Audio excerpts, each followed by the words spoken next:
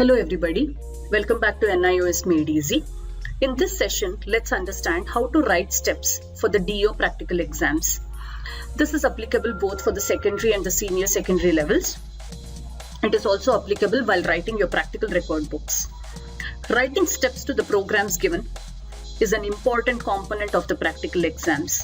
For all the programs that is done, we are expected to write the steps for the same. Interchangeably, I'll be using the words practical record book and practical exams. So the rules for writing the steps for both remains the same. The steps that we write for the practical exams carry marks, and there is a certain amount of time allotted to write steps during the exam. The number of programs for which steps have to be written will be specified during the exams. Again, the amount of time given for writing the exams and the programs for which the steps have to be written is dependent on the study center, and the time is also dependent on the study center, which will all be specified during your exams. One question that might come up at this stage is, why do we have to write steps? Isn't it enough that we know how to do the programs given on MS Word, Excel or PowerPoint? We know how to do them, so why do we also have to write steps during the exams? It's a very valid question, but maybe when we can write steps without seeing the application on all the programs we do, it just shows how confident we are with the applications. We exactly know where the different functionalities lie.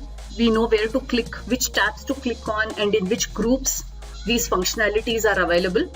So it just shows that we are more confident with the application. Maybe this is the reason why the board is insisting on writing steps. So in this session further, let us see how we can write steps. Maybe you can get a tip or two on how to learn to write steps easily. The syllabus prescribed in the DO textbook is Windows 2007 and Microsoft Office 2007. So when we write steps, we are referring to these applications, this previous version of applications, to actually write the steps. So this is a snapshot of the Windows 2007. So as we know, unlike the current day laptops, we have a start button, and this is how the menus look like. So using this picture in mind, the steps that we write further will be based on this.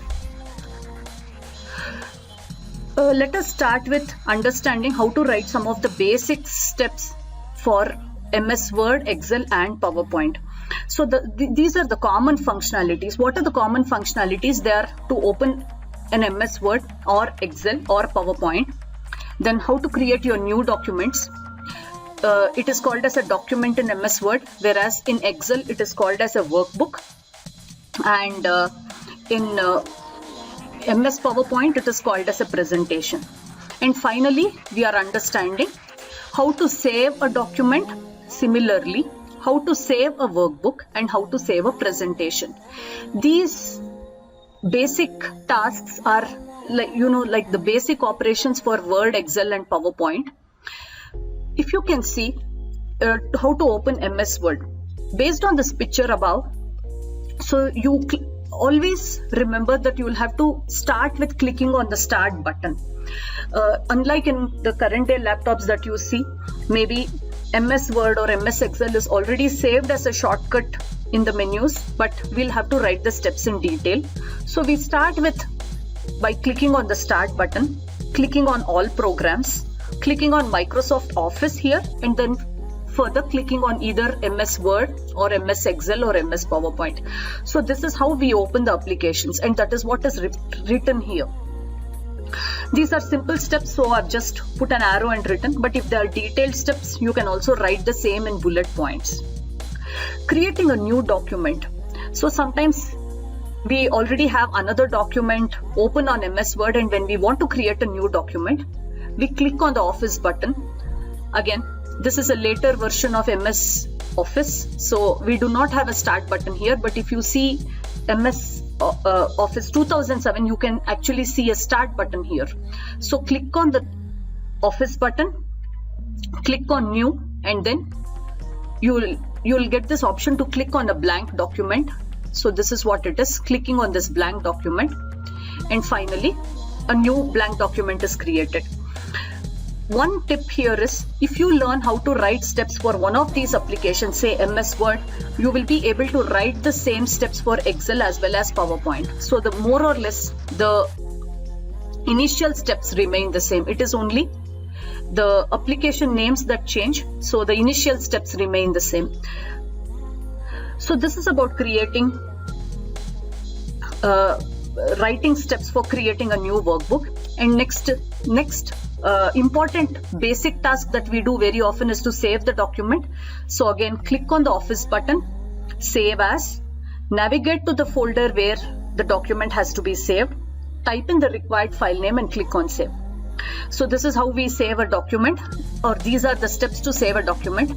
So on similar lines, we can write the same steps for saving a workbook and saving a PowerPoint. Now that we know the basic steps for doing the very basic tasks that we do for all our programs, let us move ahead. Now these tasks are categorized based on MS Word, Excel and PowerPoint. So MS Word is used for creating documents. So we do a lot of formatting with documents. I've just given you a sample of tasks that can be used in the exam. It's, say, for example, bolding a line of text. So select the line of text and then click on the Home tab. So we are on the Home tab. Just in case you are on some other tab, so you'll click on the Home tab, and then in the font subtask, these are called as subtasks. In the font subtask or in the font group, you can click on this button, that is the bold button, and your text you'll be able to bold the text. Changing the font to Vardhana. So again, select the line, click on the Home tab. Again, in the font subtask, this is the font menu. You'll click on the font menu and you'll choose the font that you want to change the text to. Similarly, another task here is to change the font size to 14. So if you see these first three tasks here, all these three tasks are available in the font subtask. Similarly, the other commonly used subtasks are this is the paragraph subtask, and you have a clipboard. So these are some of the commonly used features whenever we do formatting. So the next few steps, that is tasks 4, 5, 6 and 7, all what we do here, maybe left align a para, that is this. Set the line spacing to 1.5, that option is here. Inserting a paragraph border, it is here. And then finally, changing a paragraph, text inside a paragraph to bullets. So all these options are available here in the paragraph subtask. So for doing any operations here, again the steps will remain the same. So you'll select a para, again click on the Home tab. So in the paragraph subtask, you'll do whatever is required, say left align or right align, center align, changing the line spacing, inserting a border, highlighting maybe, or changing the indents. All these features are available in the paragraph subtask. So the first three steps remain the same, that is selecting the para, clicking on the Home tab, and in the paragraph subtask, you're doing whatever tasks is asked in the question. One major difference that you can see here is, in the first three tasks that was given here, that is making a text bold or maybe changing the font, it is all related to the font. That is, you can do it for a word or you can do it for a sentence. But whereas the next few tasks, that is tasks 4, 5, 6 and 7, is more or less applicable to a paragraph. That is the reason it is all in the paragraph subtask. So for this, you will have to select the whole para, or if you just click, if you have the mouse pointer on the para and you apply one of these tasks, it is applicable to the whole para. Moving on, the next few tasks here, that is creating a table, inserting a header, footer, and inserting a page number. All these, as the name already gives it away, all these tasks are available in the Insert tab. So you can create a table by clicking here, and the header, footer and page number. All these are available in the header and footer group. So it's all the functionalities related to the header and footer are combined here. And this is where, so insert tab, header and footer group, and you have these three features here. So even if you see the steps, it will, the first few initial steps will stay the same. That is to click on the insert tab in the header and footer group, and in the footer menu you will have the required options to insert a header or a footer or even a page number. The next few tasks, that is setting the margin or changing the page orientation, they are all available in the layout tab. So on the layout tab you have the options to change the margins, to change the orientation of the page, or maybe to change the size of the page we are using, or to change our text into columns. Couple of features are here which are commonly used. So all these are available in the layout tab. So the steps will follow the same the way we do it on the computer. That is, click on the layout tab. In the page setup group you will have these features. So now these are the steps to do various tasks on MS Word. So now let us just see some of the tasks on MS Excel. Now in MS Excel, the common tasks like creating a new workbook, saving the workbook, opening MS Excel, these are some of the tasks that are those for which the steps are very similar to MS Word. These are common tasks across MS Office applications. What is specific to MS Excel can be inserting rows and columns, inserting charts, renaming worksheets, adding new worksheets, and in a specific cell, inserting functions and formulae. If we look at MS Excel, so we are on the Home tab now.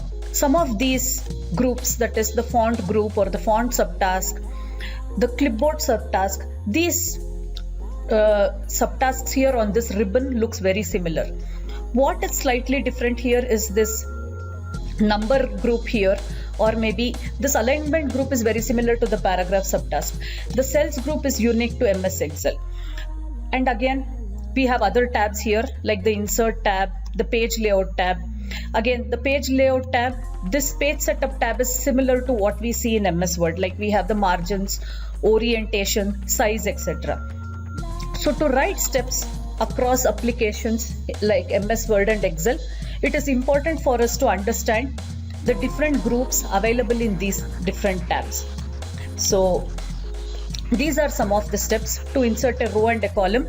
So you are on the Home tab. So in the Home tab you have this cells group here, and in the cells group you have the insert option, then you have the delete option. So insert option will have an option to insert sheets, sheet rows and sheet columns. The delete feature here will enable you to delete rows and columns and more such features. So finally we have our task of inserting functions and formulae. This happens to be a very important task because in MS Excel questions you will have a task where you will have to insert some kind of a formula into your table. So this steps becomes important. So to insert a formula, you will click on any cell for that matter, and you will use this formula bar here to type out your formula. So the same thing we will be writing as a part of our steps also. As an alternative, you also have the formula bar here, and in the function library you can choose any function that is already available to you and you can insert such functions. So to insert a function, you will click on the formula bar. Then in the function library, here in this example, I have inserted the auto sum feature. So you can insert any other function that we like. And finally, you will choose all those cells which are required for that formula. So finally, moving on to PowerPoint, again, the standard features are the same, that is opening a PowerPoint presentation, saving a PowerPoint presentation, etc. What is specific to a PowerPoint presentation will be to add a new slide, to insert shapes, to insert pictures. And last but not the least, you need to know the steps to add transitions to your slides and to add animations to your text. So these two tasks become important or more specific to a PowerPoint presentation application, because in the exam the question will ask you to add some transition and animations to your slide, and you will end up writing steps for these. So how can we learn to write steps easily? We do not have to memorize the steps for different tasks. So what we can start by doing is understand the different tabs here available, like the home tab, insert tab, design tab, etc. Identify those tabs that are not very frequently used as a part of the syllabus. Say for example, the references tab or the review tab is not so much used as a part of this syllabus, so we can omit such tabs and we can concentrate on those tabs that are most frequently used. Say for example, the home tab. As a second step, in the home tab, identify those groups or subtasks that are commonly used. In this case, it would be the clipboard group, the font group, the paragraph group, and the editing group. And again, if you move on to other tabs, say the layout tab, the most commonly used group will be the page setup group, where we are asked to set margins, change the orientation, select page sizes, etc. Students can create flashcards for themselves, like this is the group, and these are, say, maybe the commonly used subtasks. So on revising, by seeing this again and again, and by revising this, you will get a good hold on what functionalities are available in which group. So it's easier for you to write steps based on this. Again, moving to other applications like Excel and PowerPoint, you can do the same thing, and you can create flashcards for the commonly occurring, for the commonly used subtasks. The good part is there are common subtasks here, like the font or maybe the alignment. Some of the features here are the same in MS Word as well as in MS PowerPoint. So writing steps for these functionalities would not be difficult, because it is a repetition of the same steps, because the functionalities are available in the same subtask. When we move on to further applications like this, we can more concentrate on such tabs that are more unique to the application. Say for example, we can concentrate on the insert tab in MS Excel, and similarly in MS PowerPoint we can concentrate more on, say, the transition tab or the animation tab, because the home tab will look more or less similar, because from MS Word and MS Excel we would already know the features available in the paragraph subtask or the font subtask, even for that matter the clipboard subtask. So whatever is very unique and different in that application is what we can concentrate on and we can learn. With this, writing steps will become very easy.